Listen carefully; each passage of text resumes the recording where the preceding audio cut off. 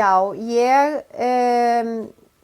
ég myndi segja íhaldssamasta skoðun mín ég styð ekki aðskilnað þjóðkirkjunnar og ríkisins. Ok, af hverju ekki?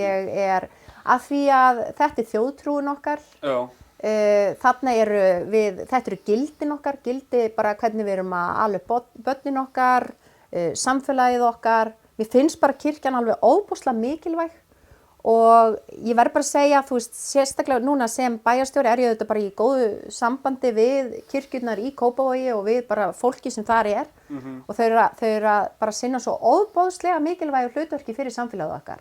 Það ekki verið að boða einhver ofsatrú eða eitthvað slíkt. Þetta bara meira bara aðstoða okkur í samfélaginu. Þú veist, ef við lendum í auðvitað, hvort sem að maður í sorg eða gleði eða annað eða verið áfall í samfélaginu, þá eru þau auðvitað bara lykilbreyta í því að aðstoða. Bæði okkur sem sveitarfélag og auðvitað bara íbúana og börnin okkar. Já, maður hefur séð það svolítið að þjóðkirkjan hefur verið mikilvægt þegar það eru áföll í sveitarfélagum, þá eru þau snögg að bregðast við.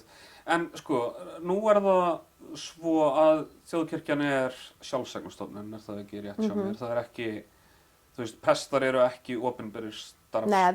Nei, við breyttum því. Já. En hennar staða hvað segir maður, svona fest í stjórnarskrána.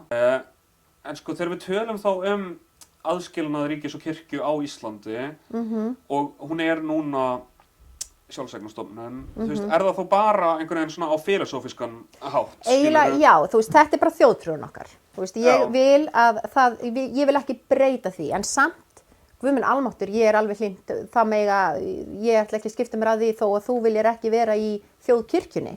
Það á alveg að vera valfrelsi þar. En ég myndi ekki vilja breyta því að þetta sé okkar þjóðtrú. Og bara það svona það sem mér finnst bara mikilvægt fyrir okkur sem samfélag og að vera með okkar trú. Já, sko ég mjög trúlaus og... Ertu í þjóðkirkjunni þá?